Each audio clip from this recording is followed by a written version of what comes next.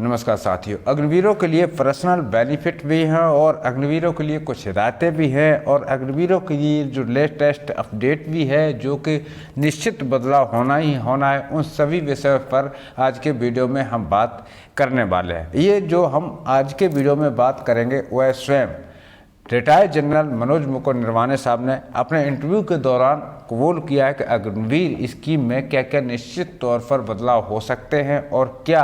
जो अग्निवीर हैं उनको परमानेंट होने में कहाँ दिक्कत आ सकती है। पूरी जानकारी आज के वीडियो में आपके साथ शेयर करने वाले हैं और क्या क्या वो बदलाव हैं जो कि अग्निवीर स्कीम में निश्चित तौर पर वो बदलाव होना ही चाहिए, तभी किसी संस्था को चलाने के लिए एक अच्छा सैनिक मिल सकता है। अगर वो बदलाव नहीं होते हैं तो सेना में क्या क्या प्रॉब्लम आ सकती हैं जो अभी सैनिक हैं उनको, और जो अपडेट आने वाली है कि अग्निपथ स्कीम में ये बदलाव करने वाले हैं। तो ये बदलाव रक्षा विशेषज्ञ और 3 सेना अध्यक्ष, रक्षा मंत्रालय, ये सब मिलकर के अग्निपथ स्कीम में रिसर्च कर रहे हैं और इस पर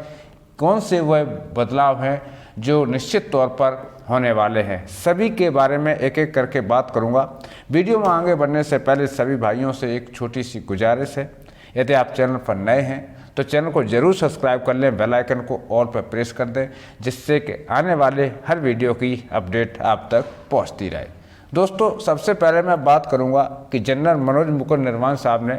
अपने इंटरव्यू के दौरान जो अग्निवीर बदलाव को लेकर के प्लान बताए हैं, उन प्लान के तहत क्या युवाओं के हित की बात है या अहित की बात है। तो जाहिर सी बात है कि कोई भी अधिकारी या कोई भी मंत्री ये नहीं सोचेगा कि हमारी स्कीम फेल हो। हालांकि जनरल मनोज मुकुंद नरवाने साहब ने अपने इंटरव्यू के दौरान एक बात तो कबूल की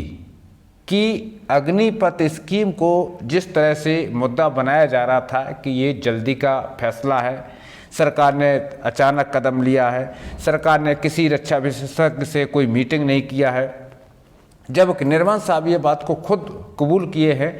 कि अग्निपथ स्कीम को लेकर के निरंतर कई बार 3 सेना अध्यक्षों के साथ में बातचीत हुई है और उस बातचीत में जो सारांश निकल के सामने आया है तो वो यही आया है कि अग्निपथ स्कीम जल्द से जल्द देश में लागू की जाए और वैकेंसीज को बढ़ाया जाए, जो सेना की डिफिशेंसी हैं उनको रिकवर किया जाए। हालांकि सेना से कोई भी ऐसा परामर्श नहीं लिया गया है कि इनकी सैलरी कितनी रखी जाएगी, इनको छुट्टी कितनी दी जाएगी, और जो 4 साल वाला प्रोसीजर है उसके बारे में विशेष मीटिंग हुई थी। तो ये जैसे कि अदर कंट्री हैं, जैसे चाइना हुआ, चाइना में जो एक चाइना का नागरिक 5 साल के लिए सेना में आता है और 5 साल बाद जब सर्विस पूरा करता है उसके बाद में उसको चाइना की नागरिकता मिलती है। तो इस पर तीनों जनरल मान गए और उन्होंने कह दिया कि मैं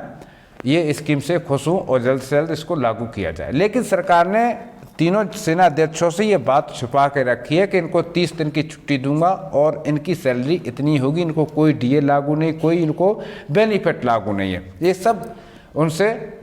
तीनों सेना अध्यक्षों से छिपा कर रखी। तो जनरल मनोज मुकुंद नरवाने का जो कहना है वह यही है कि जो इनके हित के लिए है, जो इनकी 30 दिन की लीव है इसको भी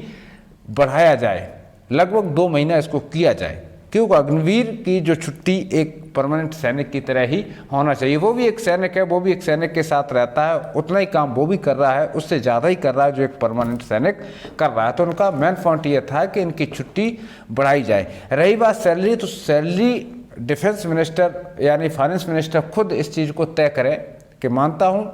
इनकी सैलरी इतनी है, लेकिन जब तक ये सेना में है तो वह सारी फैसिलिटी इनको लागू होना चाहिए जो एक सैनिक को हैं। विदाउट पेंशन, इनको पेंशन का प्रावधान नहीं है तो पेंशन मत दो, लेकिन अन्य जो भी फैसिलिटी एक परमानेंट सैनिक को लागू है वह सभी जो है लागू एक अग्निवीर को भी होना चाहिए। तो इस पर काफ़ी चर्चित है और सोशल मीडिया पर वह वीडियो तेज़ी से वायरल भी हो रहा है कि जनरल मनोज मुकुंद नरवाने ने अग्निवीर के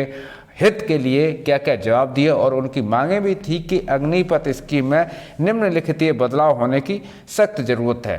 तो ये अगर बदलाव हो जाते हैं तो अग्निपथ स्कीम में शायद कोई भी बदलाव की फिर ज़रूरत नहीं पड़ेगी। एक तो जवान की छुट्टी कम से कम 60 दिन या 90 दिन कर दी जाए, और दूसरा क्या है कि सर्विस उनके हिसाब से है,